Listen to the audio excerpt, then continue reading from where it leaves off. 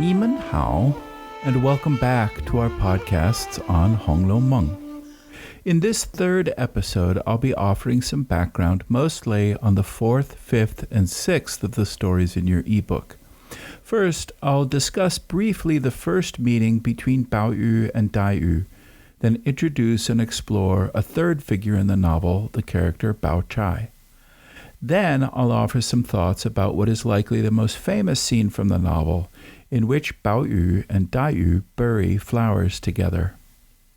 And then finally, we'll look at Dai Yu's poem about the flower burial and about her own mortality.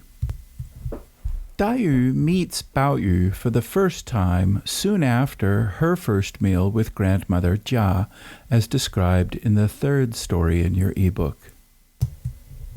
In fact, this is also the reader's own first direct encounter with Bao Yu, who until this point has only been the object of others' reports within the story. I can fill in a bit of what's missing from your version of this scene by telling you that, in the novel, Dai Yu watches Bao Yu burst in on the scene following the meal, only to depart again just as quickly. When he arrives back a short while later, to Dai Yu's astonishment, his whole outfit has changed. What's notable here is that Cao Cui-Qin begins introducing his hero with a change of clothes, offering the first of many descriptions of Bao Yu's attire throughout the novel, of which outfits there are quite a few, and all of them splendid in their variety. In fact, Bao Yu almost never wears the same thing twice, and he changes his clothes on a moment's notice, according sometimes to his mood and sometimes to his company or the occasion. What this says about him as a person I will let you consider.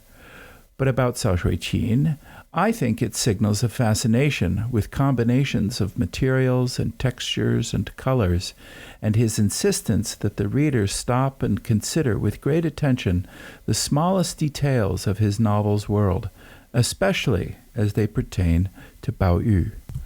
As you will see in your ebook version of the first meeting between Dai Yu and Bao Yu, Dai Yu's first impression of Bao Yu and his of her happen in a kind of mutual déjà vu. Dai Yu wonders to herself that he seems strangely familiar, while Bao Yu announces out loud to everyone there that he feels he's met Dai Yu before, but can't quite place her. Of course, we readers are privileged to know that, as I've recounted in the previous podcast, Bao Yu and Dai Yu came into the world together. He as the curious, hopeful stone, she as the flower indebted to him to lead a life of tears in repayment for bringing her into consciousness to begin with. In other words, we readers are given a glimpse of something like these two characters' fates. The idea that we are born into this world with a certain kind of future ahead of us is an old and powerful one around the world, and at this scene, Cao Cui-Qin invites his readers to consider the idea of human destiny. Do we have a set of characteristics at birth, and are there relationships that we are drawn to or even somehow know because of aspects of us determined in some other realm of existence than our waking consciousness? Perhaps we, like Cao Cui-Qin's hero and heroine, bring relationships and desires and debts into this world from other realms that we are only dimly in touch with, but that shape our experience at the deepest levels.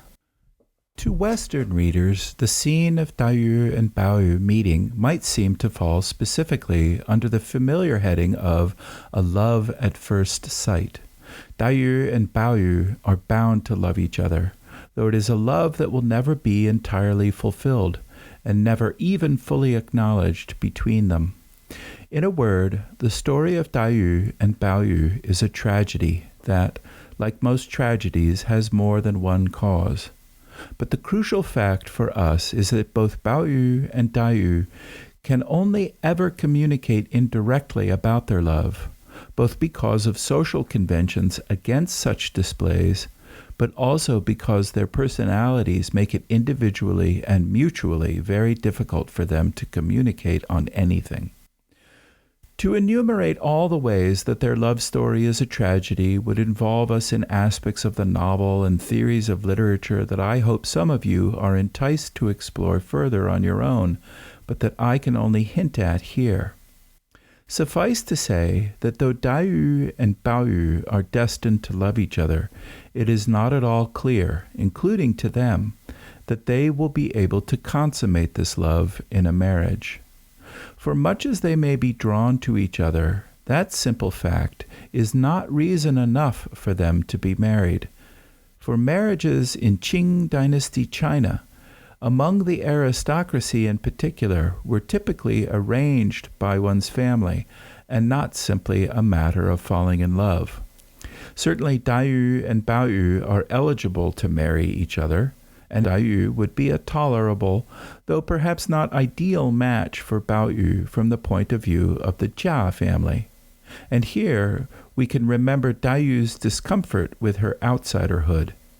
As an orphan, she does not have the kind of family advocacy that she would need to make as good a match as possible.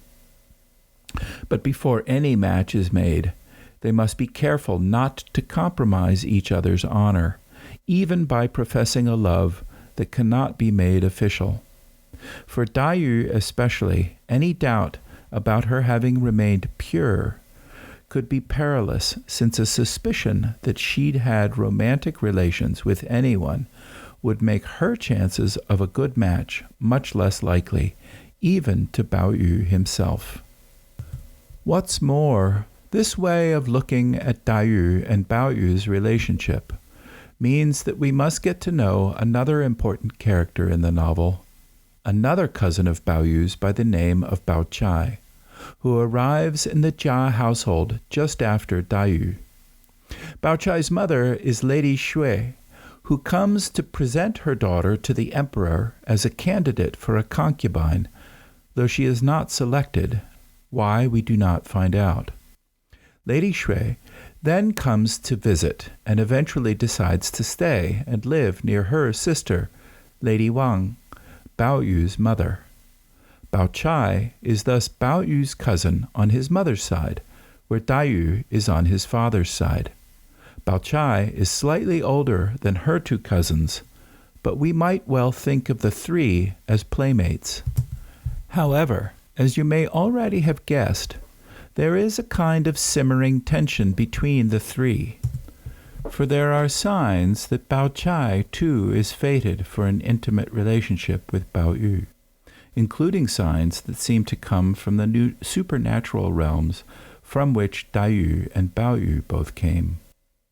Indeed, perhaps even more so than Dai, Bao Chai is a marriageable prospect for Bao, who is himself what we might think of as a good catch, that is, the only son of a very important, well-to-do family.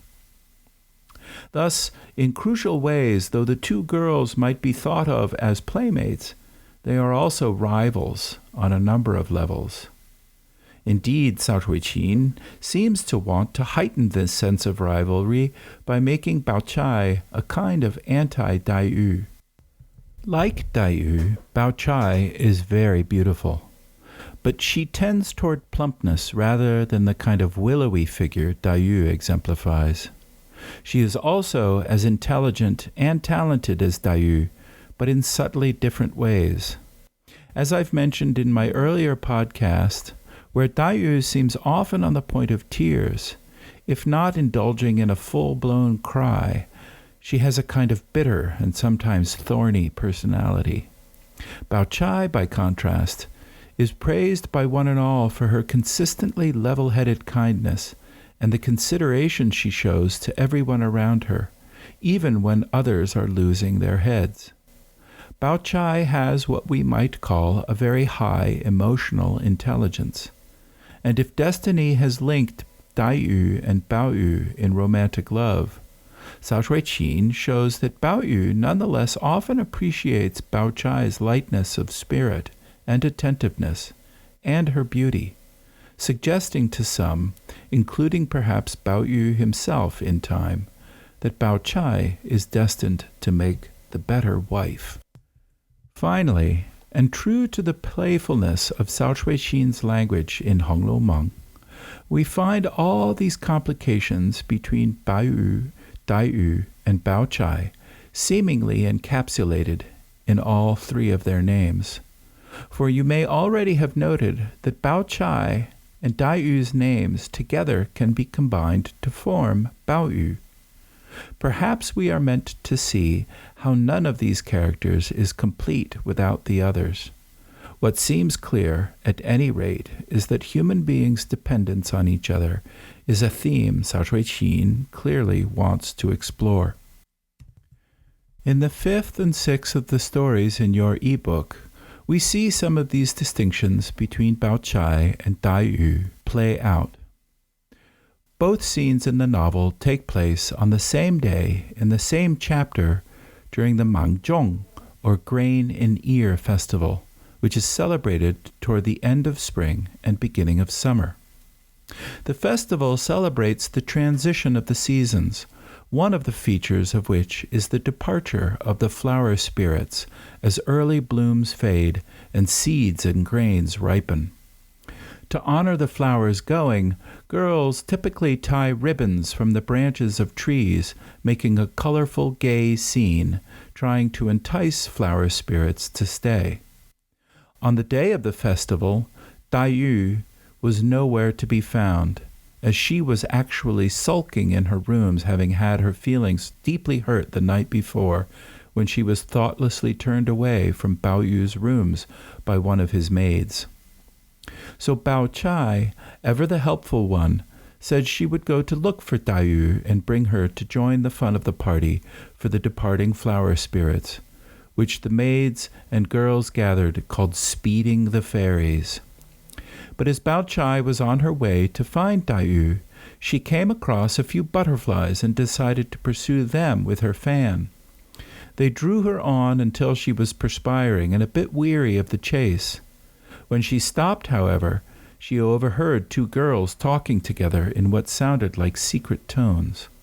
Not wanting to embarrass them by surprising them in their talk, Bao Chai called out loudly for Dai Yu, alerting the whispering girls so they'd not suspect that they'd been heard. At the same time, Dai Yu had gone to pursue a ritual that she and Bao Yu had practiced once before, and that was to rake up the fallen petals of flowers around the garden that is the setting of this passage in the novel, and to place these flower petals in muslin bags to bury them. Of course, this ritual of Dai Yu's is consistent in its way with the spirit of the Mangzhong festival, though it honors the dying flowers in a far more serious way with a dedicated burial than the gaiety we've just seen moments before with the tying of ribbons and Bao Chai's chasing of the butterflies. What's more, still suffering from her dejection at the misperceived slight from Bao Yu the night before, Dai Yu has come having composed a poem about her ritual flower burials and her sense in general of human mortality and her own sad destiny in particular. Here are the first two lines of her poem, which Bao Yu himself is present to overhear, as he has followed Dai Yu to her burying place for flowers. 花谢花飞花满天，红消香断有谁怜? Now, my own English rendition of these lines from your ebook reads like this: Flowers falling, flying, fill the air, now scentless, fading red, does no one care?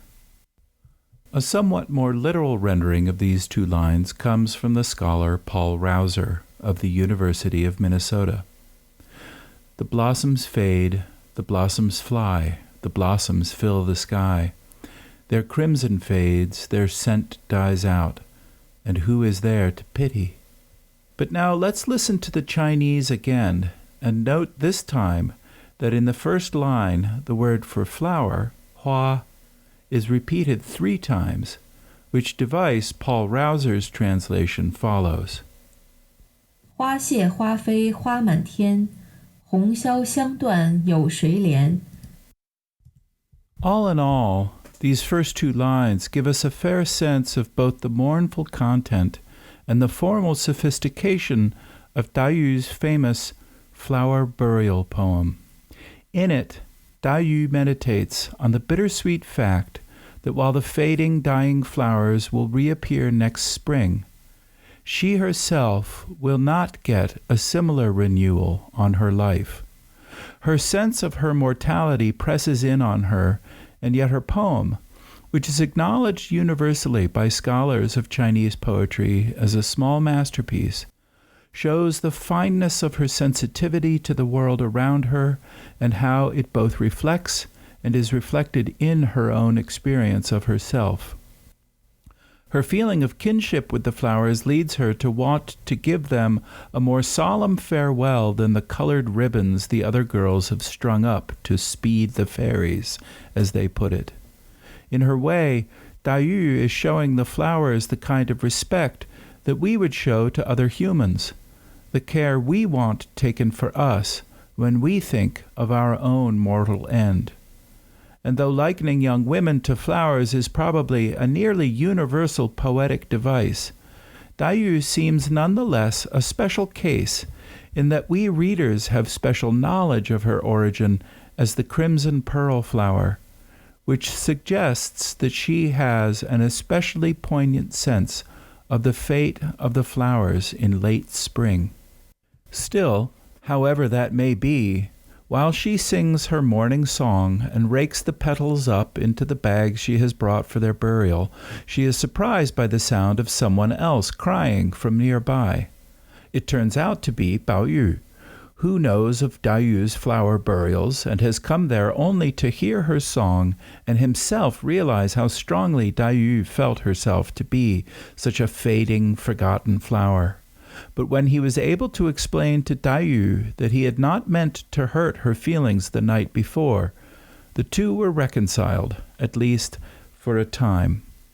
As we shall see in my fourth and final podcast on the novel, this moment during which they become reconciled and join in the ritual of the flower burial is perhaps the closest that Dayu and Bao Yu will come to acknowledging and living out their love for each other.